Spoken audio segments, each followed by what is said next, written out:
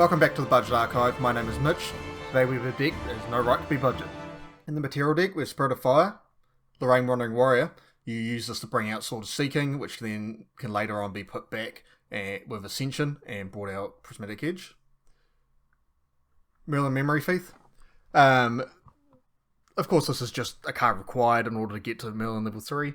However, it is a great card to interact with your opponent's graveyard, stealing Flow Memory from them. And even if they haven't got Flow Memory to steal, against like fire decks that are running Rending and such, you can steal fire cards out of their graveyard to stop them from doing that, as well as take other things that they may want to return from their graveyard to their hand. Merlin Kingslayer. The namesake of the deck. The whole reason this deck works, at the beginning of Recollection phase, put a level counter on it, and then if it is an even number of level counters on it, draw a card, and it gets +2 to its attacks until end of turn. Just the card advantage gained as well as the level advantage, allowing you to play things that require you to have high levels, is just insane. Drawn Blade, 1 cost sword, on here to draw a card. Usually going to bring this out late game when you've got some Flow Memory in the bin left over, allowing you to draw a card, and then you can use Ascension on this to put it back. Fire Resonance Bubble, good draw power. Of course, being budget deck, we can't have Grand Casade's Ring, so you're going to be running both this and the Wind Resonance Bubble. Safeguard Amulet. Whenever your champion would take non-combat damage, prevent 4 of that damage. Good prevention against Spellslinger decks. Sword of Seeking. This is the only sword you can bring out with Lorraine level 1. Has True Sight, 1/2 attack. You can attack with this, of course, to remove stuff on the field. However, it is mainly in here to be put back with Ascension in order to bring out Prismatic Edge. Terrafring. Until end of turn, players can't declare attacks unless they pay 2 for each attack. You can only activate this during your opponent's Recollection phase. However, this is one of those prevention things that slows your opponent down, stops them from being able to attack you too much during a turn. So against allied decks, this can generally give you an extra turn. Prismatic Edge. This is one of the main cards in the material deck. You're going to be using this pretty much every game. On enter, each player reveals all cards in their memory. If a fire element card was revealed, choose a unit and deal 3 damage to it. If a water element card was revealed, draw a card. And if a wind element card was revealed, each opponent banishes a card that ran from their memory. You'll see in a minute in the main board, we are running wind and water cards in this deck in order to give you a chance during your game to use this. Both of those have floating memory, so you can discard it to things like Crab Shock in order to level up as well. Majestic Spirit. If you get this out in the field and your opponent isn't running stuff like Dream Fury, then it is very hard for them to get attacks through to you. It's 4/10 with Intercept, True Sight, and Vigor. So basically you're going to be able to bring this out, attack with it, kill anything on your opponent's field generally, and then at the end of your turn it'll wake back up. And it also has champions you control have Spell Shroud. Basically meaning that your champion isn't going to be able to be touched by any of your opponent's spells like fireballs or anything until they get rid of this. It also has, if another Crux element unit you control would take damage, prevent half that damage rounded up. So even if they do have like a skill like Planted Explosives, even if they have that and they hit your champion with that, instead of doing 4 while prepped, it will do 2, or instead of 2 while unprepped, it will do 1. So that's pretty good. Moving on to the main board, we have 3 fast cures. If target's opponent's influence is greater than yours, recover 4. Flow Memory. Pretty good. Good way to gain some life if your opponents draw more cards than you during the game, as well as being just Floating Memory to help you level up. Honorable Vanguard, 2-drop, 1/2 Floating Memory. This is mainly in here for the Floating Memory, as well as being an ally that can deal some damage, and it's a prime thing to be used with Cremation Ritual. Library Witch, 2-drop, 0/1, Intercept, on death, draw a card. This is your main thing you want in your starting hand. The best starting hand would be Library Witch, Cremation, drawing into a shield mate, and then playing the shield mate. However, even on the field, just to block some damage coming through to you, it's still a decent thing to play out, allowing you to draw a card replacing itself. Monarch Charm, on need to draw a card, has a class bonus mage of Sacrifice it and Empower 2. This is a great early game thing to play. It replaces itself so you're not going down any cards in order to play it, as well as that late game you can sacrifice and Empower 2 to give your fireball some more damage, or to use something like an Incarnate Majesty. Resolute Stand. For 3 costs, if target unit would be dealt attack damage this turn, prevent 3 of it. This is one of your main prevention things that allows you to survive through ally decks that are dealing a lot of different attack damage with different units. And just the overall decent thing. It does have the level 2 ability of you may activate this without paying its reserve cost. If you do, skip your next draw phase. Generally, you're not going to use this a lot. However, if you are left with pretty much nothing in hand on level 2, and you just have just this, and you have to use it to survive, it's better to use it than to die. Stalwart Shieldmate, 2-drop Taunt Floating Memory. Another great thing to play with Cremation Ritual. However, it is also great to just have on the field and to tank a hit, going to graveyard and then being able to use that floating memory on your next turn. Sunsteel, 6 cost, 5 attack card. However, it does have efficiency. Because Merlin is both mage and warrior, you can get class bonus effects for both of them.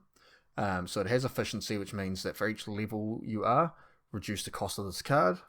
So being a 6 cost, if you get to Merlin level 3 and then have 2 level counters on her, this will only cost 1, and then once you get a little bit later into the game, this is going to be a free 5 damage, basically. So if you use this on her even turn, where she gets +2 attack, then you use this along with the Prismatic Edge, you're doing 10 damage in one hit, which can quite often end the game. Creative Shock, draw 2 cards, then discard a card. If a fire element card is discarded this way, choose a unit and deal 2 damage to it. The main thing to keep in mind with this is that your level 2 and 3 are mage, so you are going to be able to get this class bonus. Dealing the 2 damage is a choose effect, so it happens on resolution of this whole effect. So your opponent has to respond before you draw the cards in order to stop you from dealing 2 damage to something. However, because it is on choose, you don't choose the target, so your opponent has no way to know what you're going to be choosing to hit on the field. So it is a good way to just remove stuff without your opponent being able to interact very well. Cremation Ritual is additional cost to activate this card, sacrifice an ally, and draw 2 cards. A lot of cards like this, the sacrificing an ally is a negative thing. However, in this, it's just amazing. You use things like Library Witch, Honorable Vanguard, Stalwart Shieldmate, allowing you to get not only floating memory into the bin, but with Library Witch drawing another card, and then also drawing 2 more cards, just giving you massive card advantage. Fireball. This is your main kill card in the deck. Has class bonus, cost 2 less to activate, so it's going to be a 2-drop, and deal 1+ level damage to target unit. In this deck, you can quite easily get up to level 5, 6, 7, so you're often going to be doing fireballs for about 8-9 damage, depending on what's going on. And even early game, this can be used as a deal 2-3 damage to something that's going to cause you problems. However, it is generally used to end the game. Flame Room Swordsman, 3-drop 2/2 with floating memory. As I've said in previous videos, 3-drop for 2/2 isn't the greatest stat line, but it's not bad. However, having floating memory is just amazing. This is another thing that late game you can cremate it as well. However, it is often put on the board as something to deal 2 damage to your opponent or to their allies, causing it to become a problem for them, meaning that they're going to turn around and kill it instead, giving you that floating memory. Hasty Messenger, 2-drop 1/2, on attack discard a card if you do draw a card. This is a great cycler, allows you to just keep attacking and discarding floating memory while drawing cards and getting some chip damage through. This is one of those allies that's not going to survive on the board very long, but it's a great way to cycle floating memory into your bin without having to play it. Purge in Flames. This is your main board wipe, so it's deal 2 damage to all units except for your champion. Class bonus deal 3 damage to those units instead.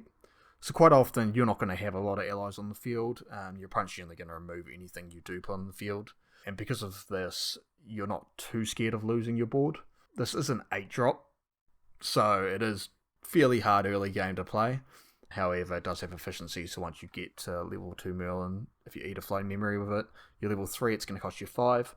So you can generally get this off fairly early, and then once you get into the late game, if your opponent decides to go hands down and play all their allies they can onto the field, you can play this, and generally you're going to clear a majority of them.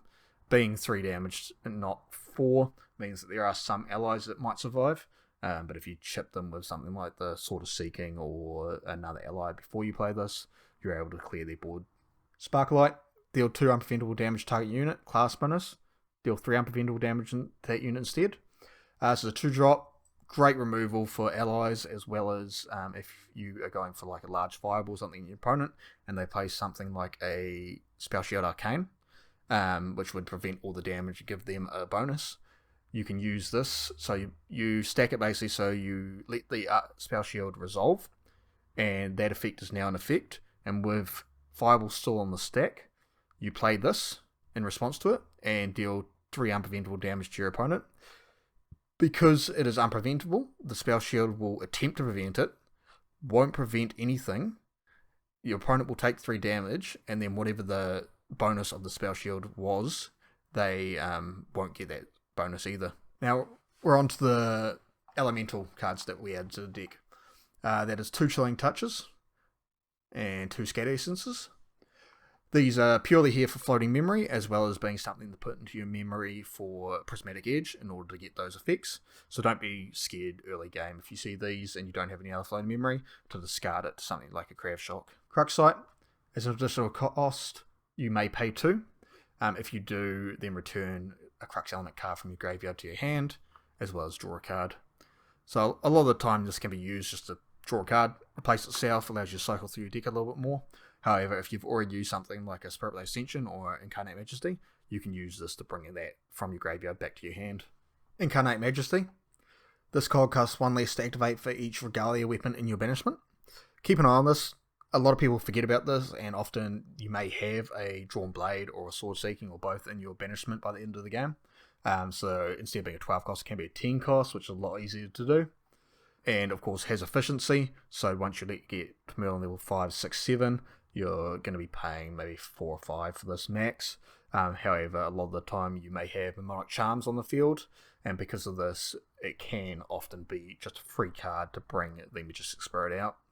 And of course, with the main effect of the card being put into card name Majestic Spirit from your material deck or banishment onto the field. The thing to remember with this is that it is just put it onto the field, there is no materialization, there is no playing, so your opponent can't interact with it once it gets on the field. Until you do something else. Now this card is definitely out of the budget realm, however it just is such a requirement for this deck to work well and to be actually competitively viable that I just felt it was needed to be in. It has recently had some massive price increases. I will go into that in the pricing breakdown. However, at the time building the deck it was semi-viable to put in, so it is in the deck. Spirit Blade Ascension. As an additional cost to activate this card, return a Sword Regalia you own to your material deck. So with this, it is an additional cost. So as soon as you play it, you're returning that to your material deck. So there is no chance for your opponent to react and destroy it or remove it in any way to stop you from doing this. That sword is already gone into your material deck as soon as this is activated. So the only way to interact with this is to counter it. Choose a Sword Regalia in your material deck or banishment and put it on the field. Same with Incarnate Majesty, it is putting it on the field, it's not materializing it, it's not activating it. So as soon as it hits the field, you're going to be bringing out Prismatic Edge, and the on-enter effect will trigger and go on the stack.